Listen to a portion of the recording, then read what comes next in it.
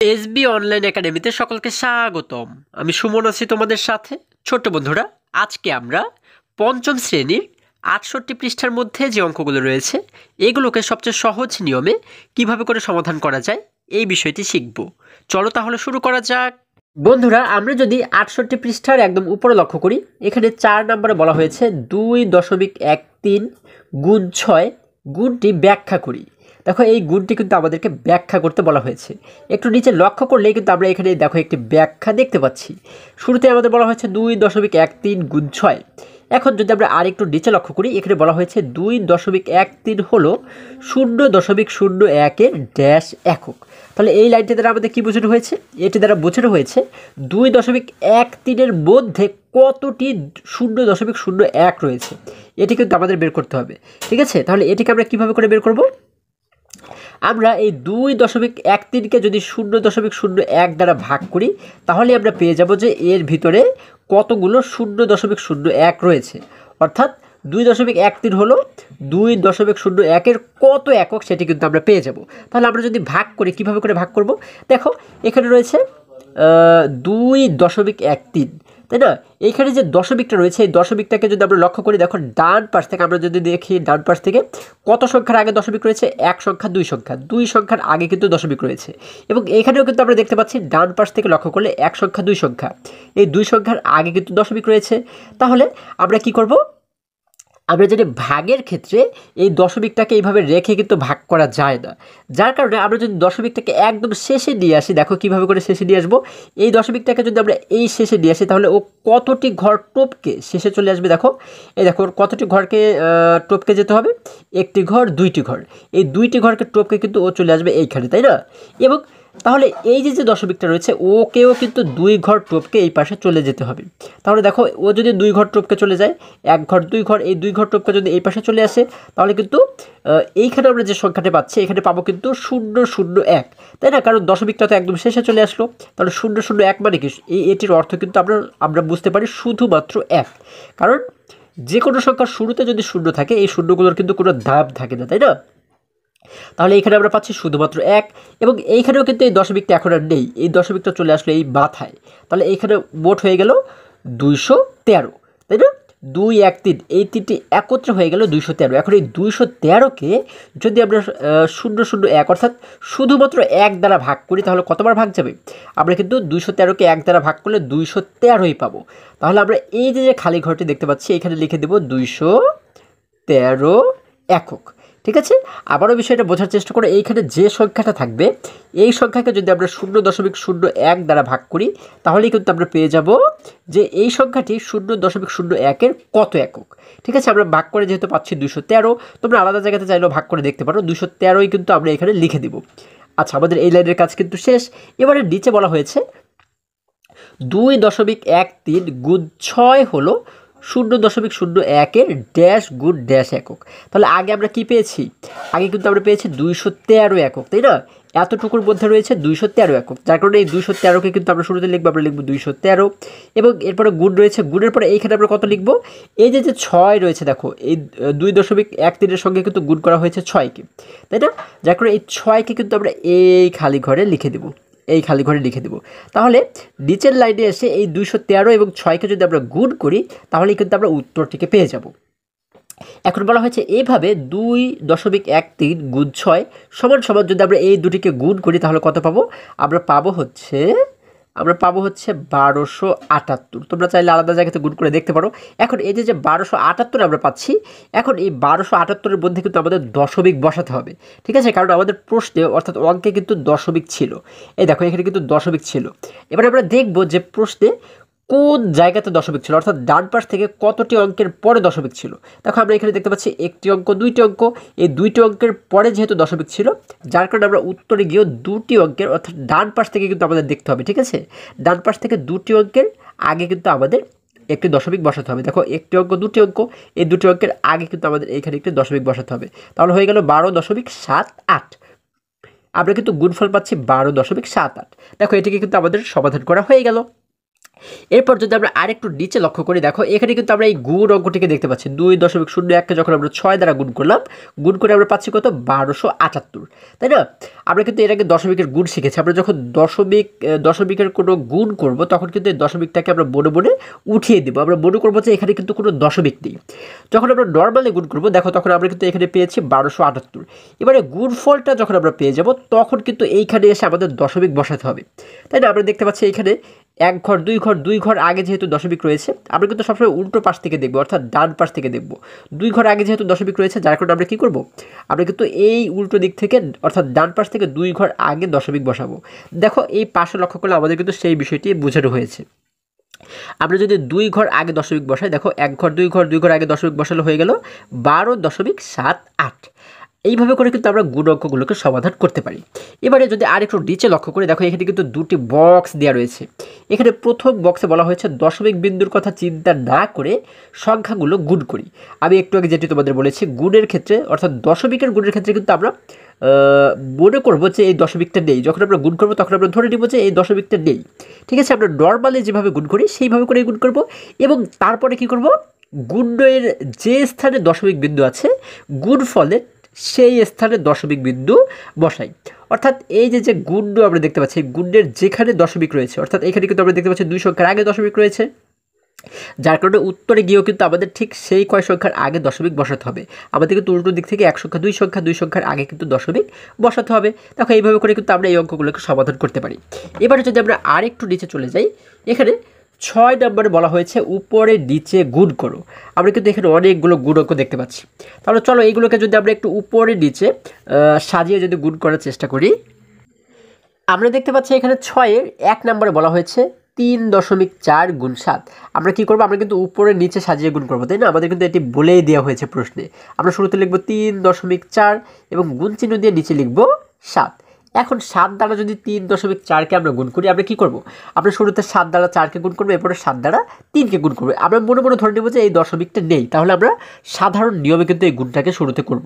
দেখো 7 দ্বারা যদি 4কে আমরা গুণ করি তাহলে কত হয়, আমরা জানি 7 একে 7, 7 দুগুণ 14, 3 7 21, 4 7 28। আমরা পাচ্ছি হচ্ছে 4 7 28। 28-এর 8কে লিখলাম, এইখানে হাতে থাকে হচ্ছে আমাদের 2। এবারে 7 দ্বারা 3কে গুণ করলে হয় 3 7 21। এই যে 21 পাচ্ছি, 21-এর সাথে হাতের এই 2কে যোগ করলে হয়ে যায় 23। 21 22 23, আমরা পাচ্ছি 23। আমরা কিন্তু পুরো 23কে এখানে লিখে দেবো, তাহলে এখানে হয়ে গেল 238। দেখো আমাদের যেহেতু গুণ করা হয়ে গেল, এখন আমরা কি করব, গুণ করার পরে গিয়ে এই দশমিকটাকে কিন্তু আমরা বসাবো। ঠিক আছে, এখন আমরা দশমিক কীভাবে করে বসাবো, আমরা দেখব ডান পাশ থেকে অর্থাৎ উল্টো পাশ থেকে কয় সংখ্যার আগে দশমিক রয়েছে। এখানে কিন্তু আমরা দেখতে পাচ্ছি 1 সংখ্যার আগে দশমিক রয়েছে, তাই না? যার কারণে আমরা কী করবো, এইখানে উত্তরে গিয়েও কিন্তু এই ডান পাশ থেকে 1 সংখ্যার আগে অর্থাৎ এই 8-এর আগে কিন্তু আমরা এখানে একটি দশমিক বসিয়ে দেবো। ঠিক আছে, এখানে যদি 2 সংখ্যার আগে দশমিক থাকে তাহলে কিন্তু 2 সংখ্যার আগে দশমিক বসাতে হবে। যে কয় সংখ্যার আগে আমাদের এখানে দশমিক থাকবে উত্তরে গিয়ে কিন্তু ঠিক সেই কয় সংখ্যার আগে আমাদের দশমিকটাকে বসাতে হবে। তাহলে আমরা এখানে পাচ্ছি 23.8। এটি হচ্ছে কি আমাদের উত্তর। ঠিক আছে, আমরা কিন্তু উত্তর দিয়ে লিখতে পারি 23.8। আশা করি সকলেই খুবই সহজেই তোমরা বুঝতে পেরেছো। এবার যদি 9 নম্বর প্রশ্নটি লক্ষ্য করে, এখানে বলা হয়েছে 0.212 গুণ 3। তাহলে আমরা কী করবো, শুরুতে লিখবো এতটুকু, আমরা লিখবো 0.212, নিচে লিখবো গুণ দিয়ে 3। আচ্ছা, এবার আমরা সাধারণ নিয়ম অনুযায়ী যদি 3 দ্বারা প্রথমে 2কে গুণ করি, তারপরে 3 দ্বারা 1কে, 3 দ্বারা 2কে, 3 দ্বারা 0কে, এইভাবে যদি গুণ করি, দেখো 3 দ্বারা 2কে গুণ করলে হয় 3 দুগুণ 6, আমরা লিখে দিলাম 6। 3 দ্বারা 1কে গুণ করলে হয় 3 1-এ 3, আমরা লিখে দিলাম 3। 3 দ্বারা 2কে গুণ করলে আবারও হয় 3 দুগুণ 6, আমরা লিখে দিলাম 6। 3 দ্বারা 0কে গুণ করলে হয় 3 0 0। আচ্ছা, আমরা জানি যে প্রথম শূন্যের কিন্তু কখনো কোনো মূল্য থাকে না, তাই না? তারপর আমরা গুণ করে যেহেতু 0 পাচ্ছি, আমরা লিখে দিলাম 0। এখন দেখো যেহেতু গুণ করা হয়ে গেল, এবার আমরা কি করব, এই দশমিক বসাবো।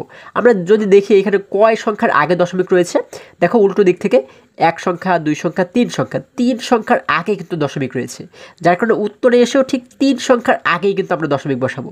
1 সংখ্যা 2 সংখ্যা 3 সংখ্যা, 3 সংখ্যার আগে কিন্তু আমরা এখানে দশমিক বসিয়ে দেবো। তাহলে হয়ে গেল 0.636।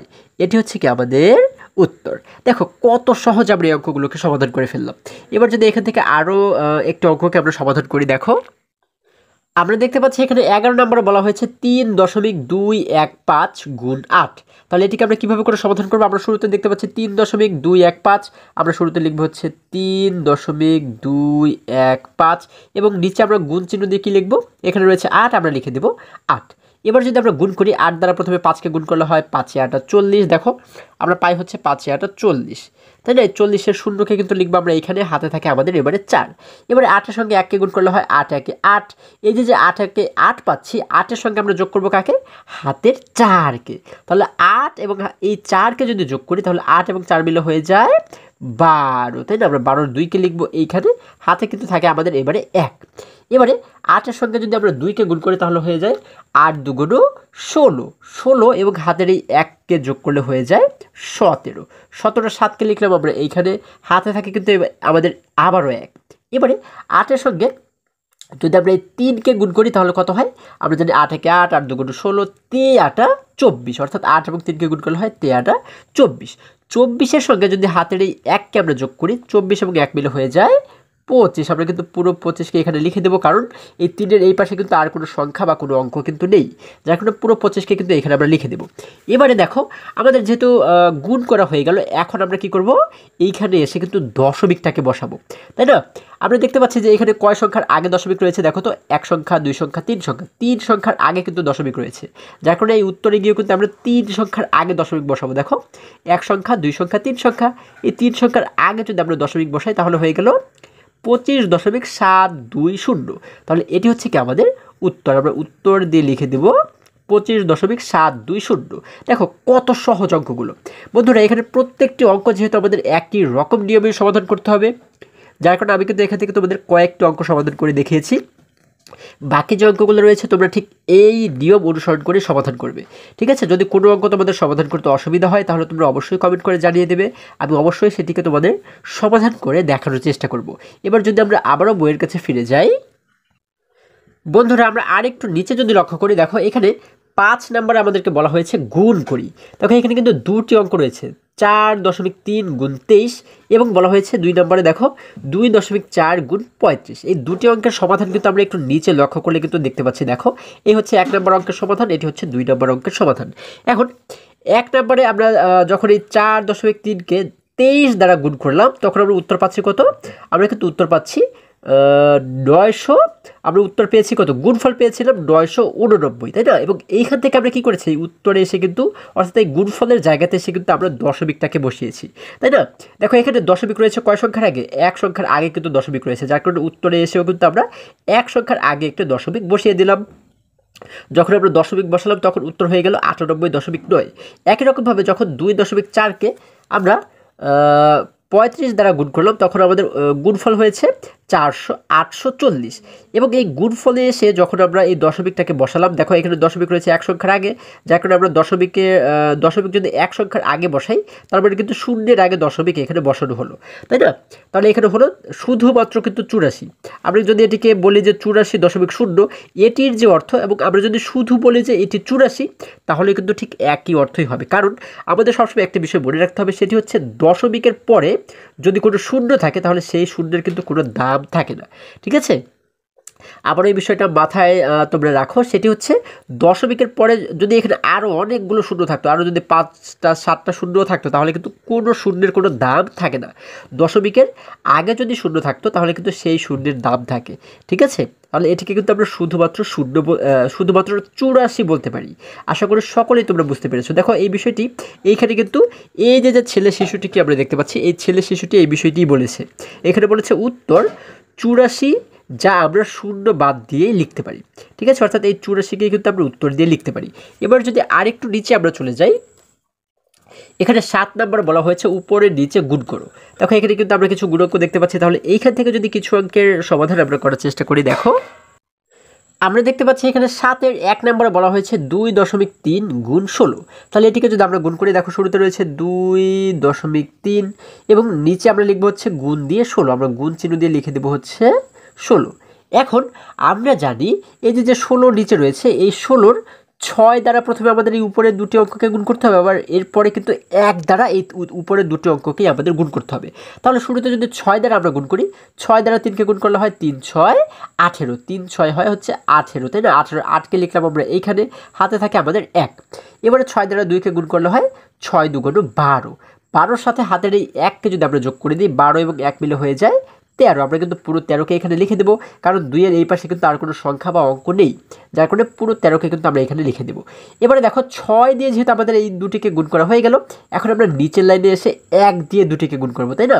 তাহলে আমরা জানি নিচের লাইনে এসে আমাদের কিন্তু শুরুতে একটি শূন্য দিয়ে শুরু করতে হয়, আমরা একটু শূন্য দিয়ে শুরু করলাম। এবারে 1 দ্বারা যদি 3কে গুণ করি, তাহলে 3 1 হয়ে যায় 3, আমরা লিখে দিলাম 3। 1 দ্বারা 2কে গুণ করলে হয় 2 1 2, আমরা লিখে দিলাম 2। দেখো এখন আমরা এই যে দুটি সংখ্যা পাচ্ছি, এই দুটি সংখ্যাকে এবারে কি করব, যোগ করে দেবো। আমরা তো এর আগেও গুণ অঙ্ক শিখেছি, তাই না?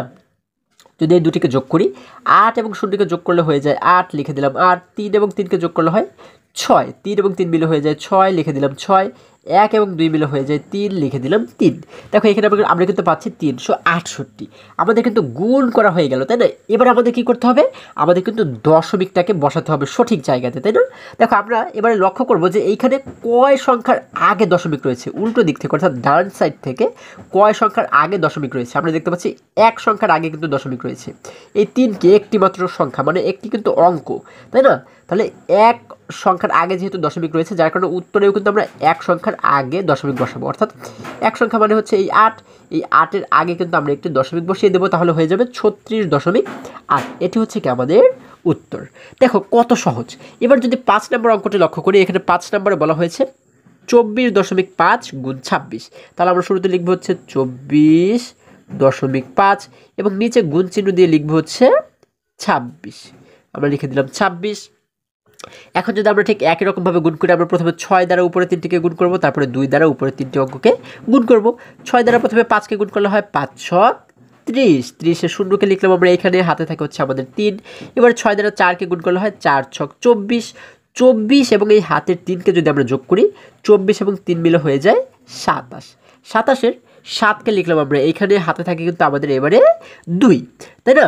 তাহলে দেখো আমাদের 4কেও গুণ করা হয়ে গেলে, এবার 6 দ্বারা যদি আমরা 2কে গুণ করি, তাহলে হয়ে যায় 6 2 12, 12 এবং হাতের এই 2 মিলে হয়ে যায় 14। তাহলে আমরা কিন্তু পুরো 14কে এখানে লিখে দেবো, কারণ এই 2-এর এই পাশে আর কোনো সংখ্যা বা কোনো অঙ্ক কিন্তু নেই, যার কারণে পুরো 14কে লিখে দিলাম। এখন 6 দ্বারা যেহেতু গুণ করা হয়ে গেল, আমরা নিচের লাইনে এসে কী করবো, 2 দ্বারা গুণ করব। আমরা যেটা নিচের লাইনে একটি শূন্য দ্বারা শুরু করতে হয়, আমরা একটি শূন্য দিলাম। এবার যদি 2 দ্বারা আমরা প্রথমে 5কে গুণ করি, তাহলে কত হবে, 5 2 10, আমরা জানি 5 2 10, 10-এর শূন্যকে লিখে দেবো আমরা এইখানে, হাতে কিন্তু থাকে আমাদের 1। এবারে 2 দ্বারা 4কে গুণ করলে হয় 4 2 8, 8 এবং হাতের এই 1 মিলে কিন্তু হয়ে যায় 9, তাই না? 4 2 হয় 8, 8-এর সাথে হাতের এই 1কে যোগ করলে হয়ে যায় 9, আমরা লিখে দেবো 9। এবারে 2 দ্বারা 2কে গুণ করলে হয় 2 2 4, আমরা লিখে দিলাম 4। এখন আমরা এই যে দুটি সংখ্যা পাচ্ছি, এই দুটি সংখ্যাকে যদি যোগ করে দিই, দেখো 0 এবং 0কে যোগ করলে হয় 0, 7 এবং 0কে যোগ করলে হয় 7, তাই না? আমরা লিখে দিলাম 7। 4 এবং 9কে যোগ করলে হয়ে যায় হচ্ছে 13, 13-র 3কে লিখলাম আমরা এইখানে, হাতে থাকে আমাদের 1। এবার 1 এবং 4কে গুণ করলে হয় 5, 5-এর সাথে হাতের এই 1 মিলে হয়ে যায় 6, আমরা পাচ্ছি 6370। এখন আমাদের যেহেতু গুণ করা হয়ে গেল, এখন আমরা দশমিক বসাবো, তাই না? এখানে কয় সংখ্যার আগে আমরা দেখতে পাচ্ছি দশমিক রয়েছে, 1 সংখ্যার আগে কিন্তু দশমিক রয়েছে, যার কারণে উল্টো দিক থেকে আমরা 1 সংখ্যার আগে একটি দশমিক দিয়ে দেবো। তাহলে দেখো এখানে পাচ্ছি কিন্তু আমরা 637। দেখো আমরা কিন্তু দেখতে পাচ্ছি দশমিকের পরে একটি শূন্য রয়েছে। আমরা জানি যে দশমিকের পরে যদি কোনো শূন্য থাকে, তাহলে সেটির কিন্তু কোনো দাম থাকে না, তাই না? যার কারণে আমরা এখানে উত্তর দিয়ে কি লিখতে পারি, 637। এটি হচ্ছে কি আমাদের উত্তর। আশা করি সকলেই তোমরা এই অঙ্কটিও বুঝতে পেরেছো। এবার যদি আরও কিছু অঙ্ক এখান থেকে আমরা সমাধান করি, দেখো বন্ধুরা আমরা দেখতে পাচ্ছি এখানে 9 নম্বরে বলা হয়েছে 5.25 গুণ 2। তাহলে এটিকে আমরা কীভাবে সমাধান করব? আমরা প্রথমে যেহেতু দেখতে পাচ্ছি 5.25, আমরা এই জন্য লিখে দেবো হচ্ছে আমরা শুরুতে লিখবো হচ্ছে 5.25 এবং নিচে আমরা গুণ চিহ্ন দিয়ে লিখবো হচ্ছে 2। এখন দেখো আমরা 2 দ্বারা কিন্তু এই উপরের 3টে অঙ্ককেই গুণ করবো। 2 দ্বারা প্রথমে 5কে গুণ করলে হয় 5 2 10, তাই না? 5 2 হয় 10, 10-এর শূন্যকে লিখলাম আমরা এইখানে, হাতে থাকে আমাদের 1। এবারে 2 দ্বারা 2কে গুণ করলে হয় 2 2 4, 4 এবং হাতের এই 1কে যদি আমরা যোগ করে দিই, তাহলে 4-এর সাথে 1 মিলে হয়ে গেল 5, আমরা এখানে লিখে দিলাম 5। 2 এর সঙ্গে 5কে গুণ করলে হয় 5 দুগুণ 10, আমরা কিন্তু পুরো 10কে এখানে লিখে দেব। কারণ হচ্ছে কি 5-এর এই পাশে কিন্তু আর কোনো অঙ্ক বা কোনো সংখ্যা কিন্তু নেই, যার কারণে আমরা পুরো 10কে এখানে লিখে দেব। দেখো এখানে আমরা গুণফল পাচ্ছি হচ্ছে 1050। এবার যদি আমরা দশমিক বসাই, দেখো আমরা দেখতে পাচ্ছি এখানে দশমিক রয়েছে কয় সংখ্যার আগে, 1 সংখ্যা 2 সংখ্যায়, 2 সংখ্যার আগে কিন্তু দশমিক রয়েছে, যার কারণে উত্তরেও কিন্তু আমরা এই ডান পাশ থেকে 2 সংখ্যার আগে দশমিক বসাবো। দেখো 1 সংখ্যা 2 সংখ্যা, এই 2 সংখ্যার আগে এইখানে যদি একটি দশমিক বসিয়ে দিই তাহলে হয়ে গেল 10.50 বা 50। আমরা এটিকে যদি এইভাবে বলি 10.5, তাহলেই কিন্তু আমাদের ভুল হবে না, কারণ আমরা জানি দশমিকের শেষে যদি কোনো শূন্য থাকে, দেখো এখানে যদি কোনো শূন্য থাকে তাহলে কিন্তু সেই শূন্যের কোনো দাম থাকে না। হ্যাঁ, কোনো সংখ্যার পরে যদি শূন্য থাকে, একবার শেষে গিয়ে শূন্য থাকে, তাহলে সেই শূন্যগুলোর কিন্তু দাম থাকে না। আবার এই শূন্যের পাশে যদি এখানে 3 থাকতো, আমরা যদি ধরে নিই 3, তাহলে কিন্তু এখন এই শূন্যটার দাম রয়েছে, ঠিক আছে। কিন্তু শেষে গিয়ে যদি এই শূন্যটা থাকে, শূন্যর এই পাশে যদি আর কোনো সংখ্যা না থাকে, তাহলে কিন্তু এই শূন্যের কোনো দাম নেই, ঠিক আছে। তাহলে আমরা এখানে পাচ্ছি 10.5, ঠিক আছে। এটি হচ্ছে কি আমাদের উত্তর। বন্ধুরা এখানে প্রত্যেকটা অঙ্ক যেহেতু একই রকম নিয়মেই সমাধান করতে হবে, যার কারণে এই নিয়ম অনুসরণ করে তোমরা এখানে প্রত্যেকটা অঙ্ক কিন্তু নিজেরা সমাধান করবে, এটি হচ্ছে তোমাদের কাজ। আশা করি আজকের প্রত্যেকটা অঙ্ক তোমরা খুবই সহজে বুঝতে পেরেছো। আজকে আমাদের এই পর্যন্তই, আবারও দেখা হবে পরবর্তী ভিডিওতে। আর হ্যাঁ, তোমরা যদি আমার চ্যানেলে নতুন হয়ে থাকো তাহলে এখনই চ্যানেলটি সাবস্ক্রাইব করে পাশে থাকো, যেন আমার যে কোনো ভিডিও আপলোড করার সাথে সাথে খুব সহজেই তোমরা সেটি পেতে পারো। এবং পঞ্চম শ্রেণীর যে কোনো পৃষ্ঠার সমাধান দেখতে এই সোজা যে লিঙ্কটি রয়েছে, এই লিঙ্কে প্রবেশ করে যে কোনো মুহূর্তে যে কোনো পৃষ্ঠার সমাধান চাইলে দেখে নিতে পারো। সকলে ভালো থাকো, সুস্থ সবল থাকো, এই কামনা করে শেষ করছি। ধন্যবাদ সকলকে।